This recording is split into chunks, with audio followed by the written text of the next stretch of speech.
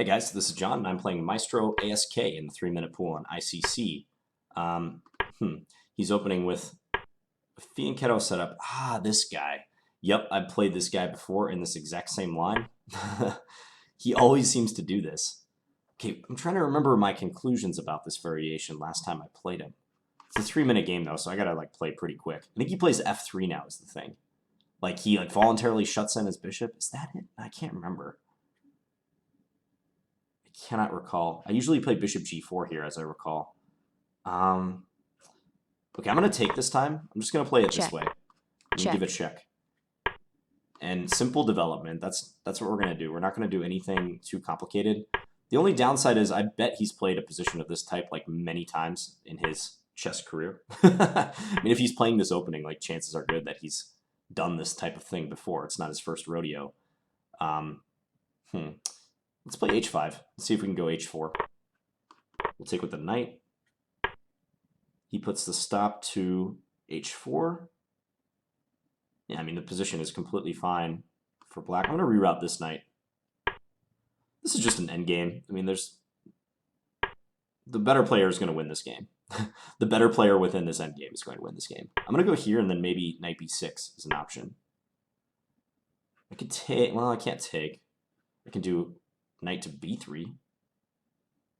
Yeah, let's do that. Then maybe b5 after that. Looks pretty good. I like it. Knight there. So maybe he's trying to use the d5 square. So if I take, he takes with his rook. I can get my other knight to b6 and then play a4. Let's do that. It looks pretty good. Maybe he can jump this knight back to c4, though. But then I get to play knight c5 if I want, and I can support that pawn. So I just want to play a4. I want to keep this knight at bay, too. I feel like that's a good plan. Probably put this bishop on c5, but yeah, he's going to go knight d3, put a stop to that. Okay, let's just play bishop e7. He can play knight f5. Where is he going with that knight? b4, maybe? I don't know. Okay, gotta play quick, though. Rook d1, I'll just hide my king. Can't overanalyze these moves. Very important not to do that. Okay, let's just put a rook here. Pin him. Plays knight e3. He's slowly trying to shake my bind I have on the position. Let's go c5 now. Maybe I can bring my king up, maybe c4. Yeah, c4 will be an option soon. Well, I like the position. I'll definitely play c4 now. Okay, let's take with the bishop.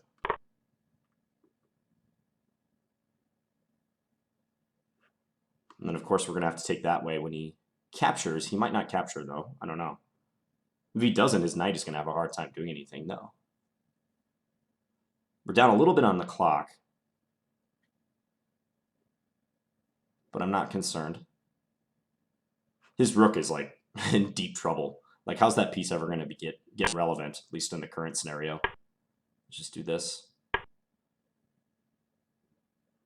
Let's bring this. I think a trade is good for us. And now he can't even take here.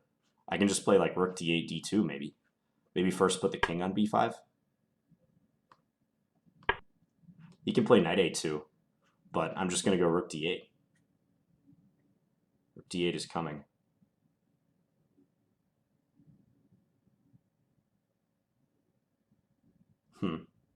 Very bad position for him. Wonder if he can take. A takes, king back, take. Should be losing, should it not?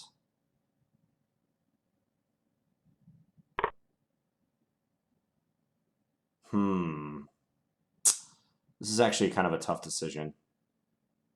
Check. Yeah, I'm going to take this way. Don't know about this endgame, though, is the thing. g5. Okay, let's go g5. I'm hoping I'm not falling victim to a breakthrough now. Ah, this endgame might be a draw. Oh, I think it is. Yeah, because whenever his king comes over, he can just wait on me. That's too bad. Yeah, this endgame might be a draw. I'm still gonna like bring my king over and try to threaten something. Time. This is the problem. And I can't win a tempo.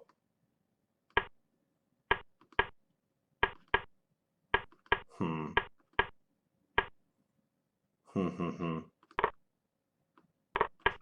just gonna offer a draw.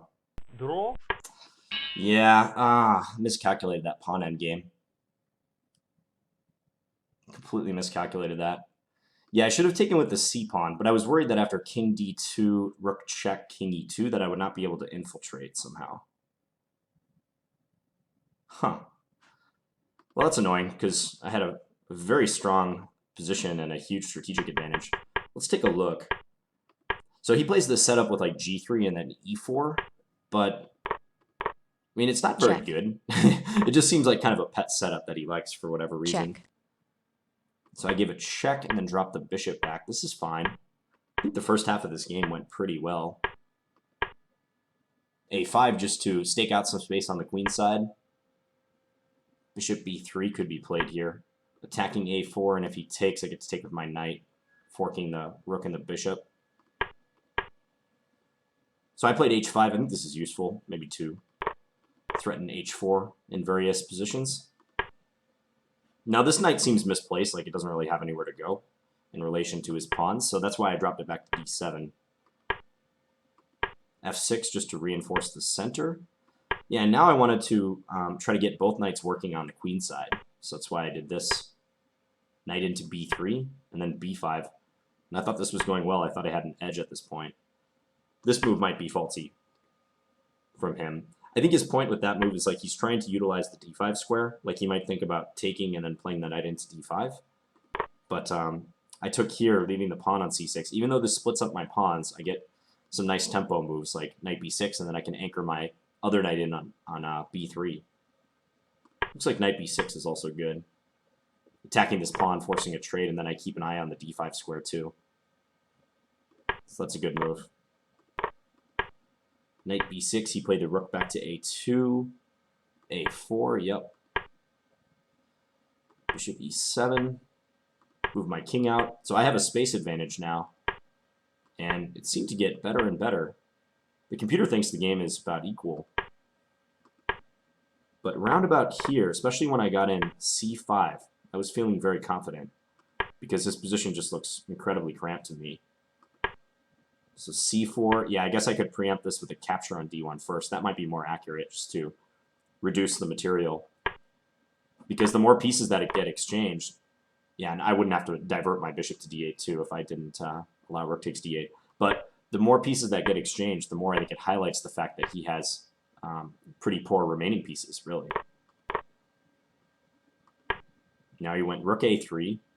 I played king b5 because I want to prepare rook d8, but I don't want to lose my pawn on a4. Although, now that I think about it, could I have just played this, intending take, check. Here, and then rook d1? Looks like I could have. But maybe he could have played, in the event of rook d8, just take. But then, like, his king is caught on the side that I wanted him to be caught on.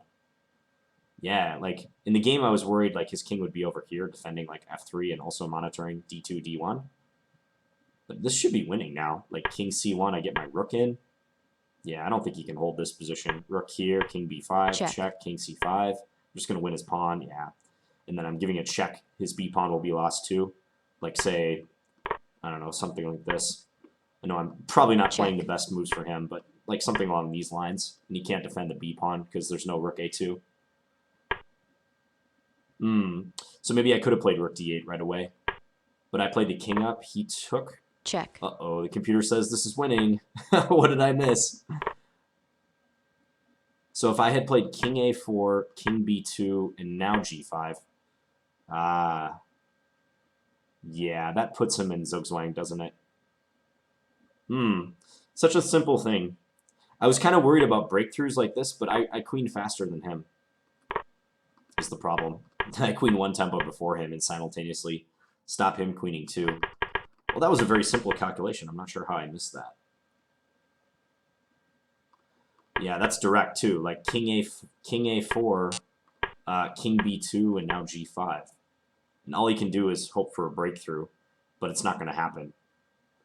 If he takes, I take, and he has no good pawn moves. None whatsoever. I guess he can try F4, huh? But then, even though if we got into a race, he would promote with check, I'm still winning because I can actually just bring my king back. Yeah, and I don't have to let this pawn promote. I'm within the box. And this A pawn is not dangerous enough. Like Check. A4 check, king here, let's say. A5, F3, here, here, yeah. And he's too slow. Instructive. I wish I would have done that. Instead, I played G5, that blew it. So it was a wrong move order. Wrong move order. I thought I was being crafty by playing G5 first, but in reality, that just deprived me of the winning tempo. I needed to force him to B2. This is a case of mutual zugzwang over here, meaning like whoever has to move first with their king is not going to be happy. If I have to move first, I'm not happy because I retreat and I'm no longer attacking his A3 pawn. And if he has to move first, then he's losing A3, and he'll lose the game once that happens. So I could have played this and just brought this about. I could also play G6, but then he has G4. This was kind of a breakthrough scenario I was worried about. This like half smile pawn structure is like kind of tricky. Like it's you have to watch out for breakthroughs in playing with it and against it. So okay, I had that one in the bag, and A takes B3 was justified. Just should have seen king A4 followed immediately by G5. All right, hope you guys enjoyed this game. I'll be back tomorrow with another Blitz video. Thanks for watching, guys. Bye.